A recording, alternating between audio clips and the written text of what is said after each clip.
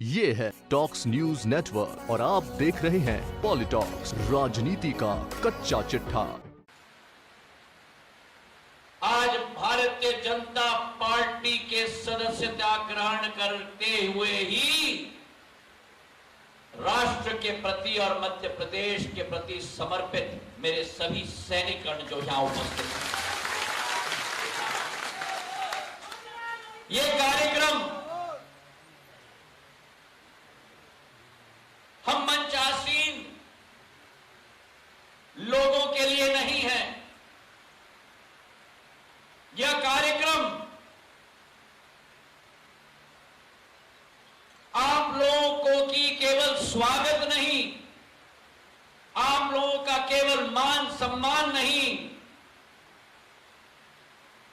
लेकिन आप लोगों को धन्यवाद अर्पित करने के लिए है कि आज आप राष्ट्र के मुख्यधारा के साथ जुड़कर राष्ट्र और प्रदेश निर्माण के लिए समर्पित भाव के साथ कार्य करने के लिए संकल्पित हो गए हैं। मैंने बार बार कहा है, पिछले 20 वर्षों में अनेक मंचों से कि नेता नेता बनता है दो चीजों के आधार पर,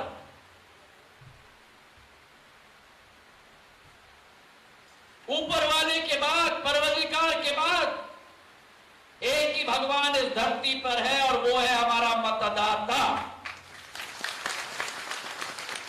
और दूसरा हमारा कार्यकर्ता। हमारे कार्यकर्ता के दम के आधार पर, बलिदान के आधार पर, पसीने के आधार पर पार्टी की साख बनती है, और जब पार्टी की साख बनती है तो पार्टी के कार्यकर्ता के रूप में हमें कार्य करने का मौका प्रदान होता है। तो आज मेगांव से आए हुए सभी कार्यकर्ता, जितने लोग इस सभागार में उपस्थित हैं, उतने ही लोग बाहर और मेगांव में भी अभी भी हैं। और ये मैं आपसे निवेदन करना चाहता हूं, आदरणीय मुख्यमंत्री शिवराज सिंह जी, नरेंद्र सिंह जी, इन लोगों की त्याग और तपस्या पिछले 20 वर्षों की ये अपने हाथों में लेके आए हैं सदैव के लिए आपको और भारतीय जनता पार्टी को समर्पित करने के लिए। इनकी एक ही आशा, अभिलाषा और जिज्ञासा है कि इनकी मान और सम्मान बना रहे। आज से ये भारतीय जनता पार्टी के कार्यकर्ता के रूप में नहीं, लेकिन सैनिक के रूप में कार्य करने के लिए संकल्पित है। और आज मुझे बेहद खुशी है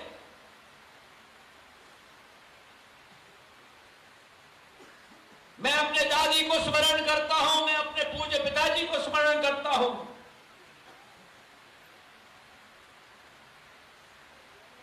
उन्होंने अपनी जिंदगी में सदैव, जो सिंधिया परिवार की एक परंपरा रही है सदियों से, पीढ़ियों से, सदैव अपने बारे में कभी भी फिक्र ना किया,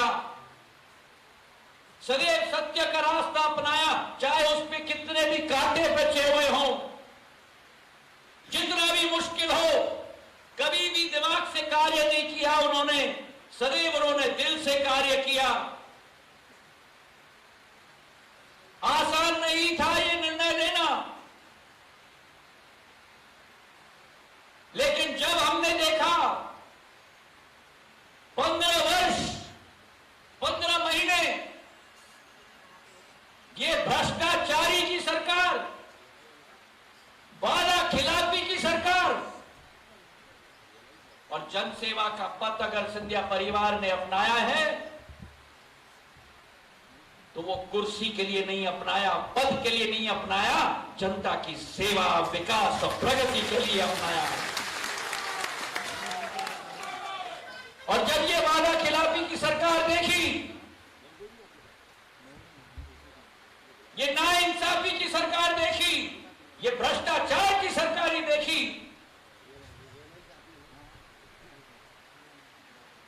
जहां नदियों को खोदा जा रहा था, शराब की बिक्री चल रही थी, आपके वल्लभ भवन में जनता की अदालत नहीं लग रही थी, लेकिन ट्रांसफर उद्योग का अदालत लग रहा था। एक एक पद बिक रहा था।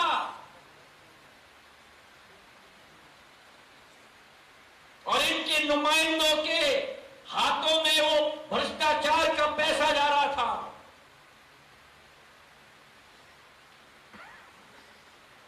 और जो प्रण और संकल्प मैंने लिया था, विकास का, प्रगति का, जो आशा हमारे दिल में थी,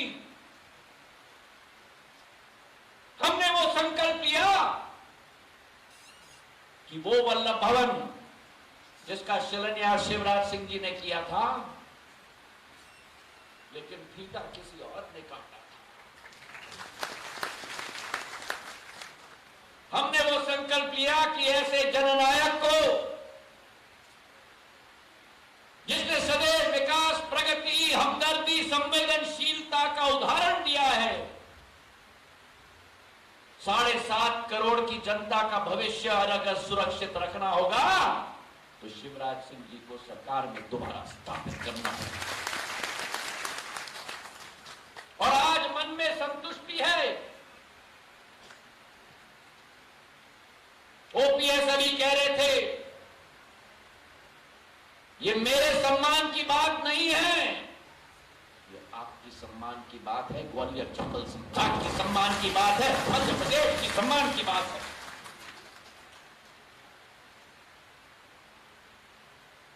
और आज मेरे दिल में संतुष्टि है कि जिस मुख्यमंत्री के कार्यालय में मंत्रियों का प्रवेश निषेध था, विधायक की बात तो छोड़ दो, दरवाजे खटखटाते हुए इन्होंने तो अपना सिर फोड़ने की भी कोशिश की, लेकिन कोई सुनवाई नहीं हुई। नरेंद्र मोदी जी ने लॉकडाउन पूरे देश में आयोजित किया ताकि लाखों जानों को बचाया जाए, लेकिन कमलनाथ जी की तो दृष्टिकोण प्रधानमंत्री से भी दूर दृष्टिकोण थी कि उन्होंने तो वल्लभ भवन में लॉकडाउन 15 महीने में कर दिया, जनता के जनसंपर्क को ही लॉक करके रख दिया।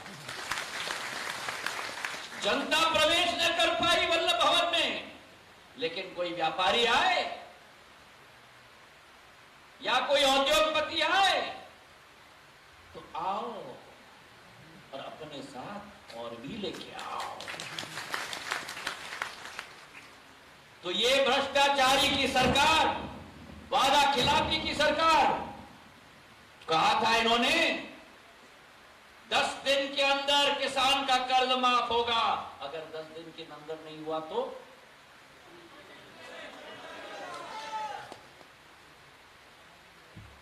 मैंने 10 दिन इंतजार किया, 10 महीने इंतजार किया, और जो वो न कर पाए,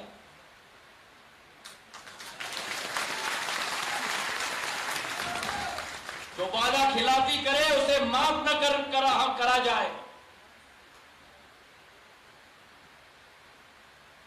कहा था कन्यादान योजना में ये 25,000 दे रहे हैं, हम 51,000 देंगे। हजारों कन्याओं की शादी हो गई, आपकी बेटियों की, आपकी बहनों की। महीने बीत गए, साल बीत गया, घर में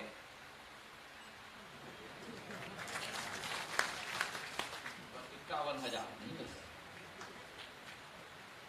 कहा था बेरोजगार युवाओं को 4,000 रुपया प्रति माह भत्ता दिया जाएगा। मेरे युवाओं को मिला क्या?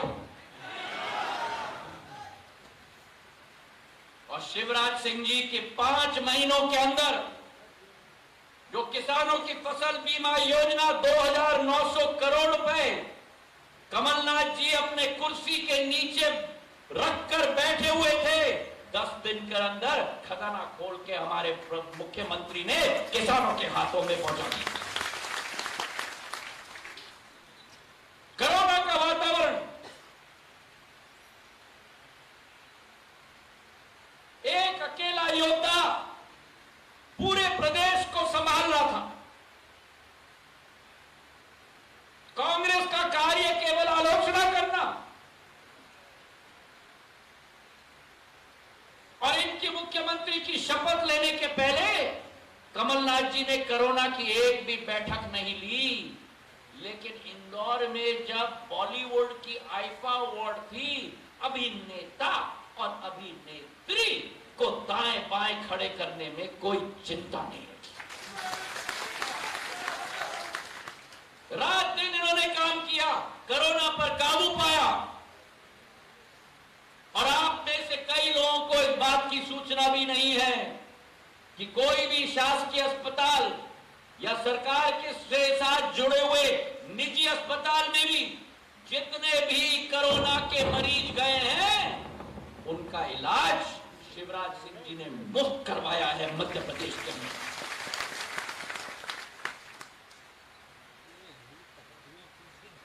नौजवानों के लिए कोरोना का वातावरण देखते हुए एक ऐतिहासिक अधिनियम इन्होंने जारी किया कि आज के बाद मध्य प्रदेश में कोई भी सरकारी नौकरी होगी तो उसका पहला हक केवल मध्य प्रदेश के नौजवानों को दिया जाए। तो एक तरफ एक भ्रष्ट सरकार, एक वादा खिलाफी सरकार, और दूसरे तरफ एक किसानों की कल्याण की सरकार, एक नौजवानों की हमदर्दी की सरकार, एक महिलाओं के साथ न्याय करने वाली सरकार। अब आप बेगांव में जाकर मेरा संदेश देना कि अगर हमने ये लड़ाई लड़ी है, ये सत्ता की लड़ाई नहीं, ये बीजेपी कांग्रेस की लड़ाई नहीं, ये लड़ाई है ग्वालियर चंबल संभाग की पवित्र माटी की मान सम्मान और न्याय की लड़ाई है। और आज जब शिवराज सिंह जी हमारे समक्ष में हैं, एक वो मुख्यमंत्री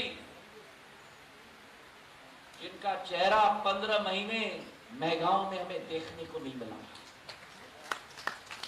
34 सीटों में से 26 सीटें जीती कांग्रेस ने, पहली बार इतिहास में। एक बार भी ग्वालियर चंबल संभाग में कदम नहीं रखा। ना बाबा ना, मैं तो वल्लभ भवन के इसी कमरे में बैठूंगा। ये तो टपकने की सूरत ही नहीं। जब तक पसीना नहीं टपकेगा, जब तक बदन में वो पसीने से गर्माहट नहीं आएगी, तब तक जनसेवा का अनुभव नहीं होता किसी भी व्यक्ति को। आज आपके समक्ष शिवराज सिंह जी ने, ओपीएस भदौरिया जी, रणबीर जाटव जी और इमरती देवी जी के एक कथन पर जो आप लोगों की लंबी ज्वलंत मांग थी, रतनगढ़ मैया की बांध की नहर की परियोजना, जो तीनों विधानसभाओं को पंजाब जैसे हरी क्रांति लेके आएगी, 160 करोड़ रुपए की मैगांव के लिए स्वीकृत करा दी। अरे तालियों की गड़गड़ाहट होनी चाहिए भाई। ये चंबल की ताली सुनाओ मुझे। अरे ऐसी ताली, अरे नीले शर्ट वाले, चलो।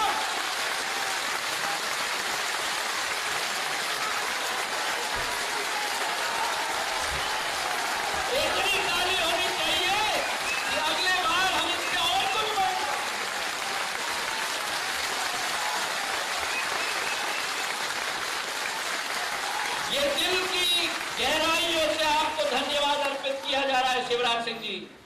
क्योंकि आपने मैगांव के क्षेत्र के इस पीढ़ी की नहीं, लेकिन आने वाले 3 पीढ़ियों का भविष्य को आपने सुरक्षित करा दिया इस योजना के तहत। और जो मांगे ओपीएस ने अभी मंच से की हैं, जिनका दिल इतना विराट हो, हमने बहुत चर्चा की है पिछले 3-4 महीनों में। दूर से मैं इनको जानता था,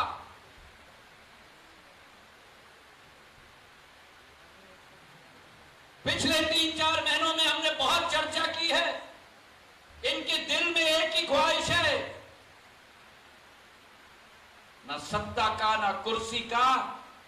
मेरे दिल में एक ही ज्वालामुखी है, वो मध्य प्रदेश की सेवा की ज्वालामुखी है। ये शिवराज सिंह जी ने मुझे कहा। और यही एक दोनों दिलों में संगम है। ये संगम मेरे भाई और बहनों, ये दिमाग का संगम नहीं है, ये राजनीति की कूटनीति का संगम नहीं है, ये जन सेवा का दिलों का मिलन है और दिलों का संगम।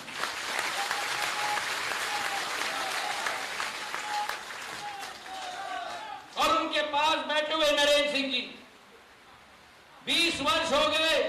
मेरे पूज्य पिताजी इनको जानते थे, मेरी दादी के साथ इन्होंने कार्य किया है। और जब मैं पहली बार सांसद बना था और ये प्रदेश के कैबिनेट मंत्री थे, तब से मैंने इनमें जो ललक देखी है विकास के लिए और प्रगति के लिए, और जो भी मौका इनको मिला है राजनीति में, चाहे प्रदेश में हो चाहे केंद्र में हो, धक विकास की योजनाएं निकालने जा रहे हैं। ग्वालियर चंबल एक्सप्रेसवे जो संध्या जी ने बात की, हम तीनों ने मिलकर यह संकल्प लिया है कि नितिन गडकरी जी ने स्वीकृति दी है, जितना हमारा ध्यान शिलान्यास पे है, उतना ही ध्यान हमारा लोकार्पण पे भी होगा कि समय सीमा पर इसका कार्य समाप्त हो। और आप चिंता न करें, आपने चिंता व्यक्त की कि हमें उत्तर प्रदेश से जुड़ना है। इटावा से ही ये शुरू होगी, भिंड जिले से निकलते हुए, अंबा और दिमनी से निकलते हुए, पूरे मुरैना क्षेत्र, सुमावली और जौरा सबलगढ़ होते हुए श्योपुर और जयपुर तक यह एक्सप्रेसवे जाएगा और इस पूरे क्षेत्र का भविष्य का कायाकल्प होगा। तो ये मैं गांव की जनता को संदेश भेज देना कि ये जो त्रिमूर्ति आप देख रहे हो आपके सामने, ये राजनीति की त्रिमूर्ति नहीं है, ये कुर्सी की त्रिमूर्ति नहीं है। इस त्रिमूर्ति के लिए कुर्सी केवल एक माध्यम है, कुर्सी लक्ष्य नहीं, केवल एक माध्यम है जनसेवा के लिए। यह संदेश मेरा भेज देना पूरे मैगांव क्षेत्र की जनता को। और निर्णय करना होगा या उस जोड़ी के बीच में, बड़ा भाई छोटे, जिनका लक्ष्य केवल कुर्सी है।